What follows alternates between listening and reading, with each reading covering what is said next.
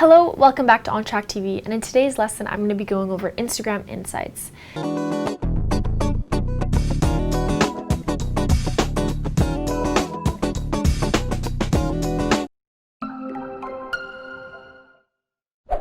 Instagram over the last 2 years has introduced a new thing called analytics, where it keeps track of what is popular on your page and what is not.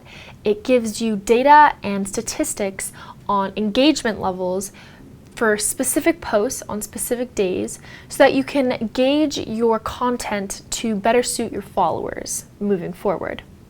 So what are Instagram Insights put simply? Well, in this video, I'm going to be breaking down what is this analytical tool that is available and free for all business profiles on Instagram, and it provides data on content, follower demographics, and engagement. And this information overall lets you track and measure your Instagram marketing efforts to help you consistently improve, which is always going to be the goal when it comes to business on Instagram. Now, Instagram Insights can feel very overwhelming with just a bunch of graphs and numbers and statistics and jargons, especially if it's your first time looking at these type of metrics. But the good news is that it's a lot easier to understand than it looks, and you don't need to have any previous marketing experience. You might even find that these metrics tap into knowledge that you already have. So without further ado, let's demystify what each metric means. I'm going to draw on all the different vocab and sorts of statistics that Instagram gathers so that you can then pull out valuable information from each statistics, whichever you choose is important to your brand, and improve your marketing efforts moving forward. So first, I'd like to start off with call. Call refers to the number of times users tap on that call button on your Instagram page. Now, in the previous video, I talked about setting up your Instagram profile, and one of the first things we did was add in a phone number so that customers can reach your business by telephone. There's also an email option and a website option. And in your Instagram analytics, there is a folder for each one of these to keep track of how many clicks you get per day. And it's really helpful to know which way people like to reach you most. Is it through websites? Is it through email? Is it through telephone, etc.? Now, comments and likes are another thing as well. Instagram keeps track of how many comments overall you have on your entire page, as well as how many likes you receive. And you always want these numbers to be high and to continue to make them higher. Now, the last three things are the more important things, the things that Instagram has recently introduced.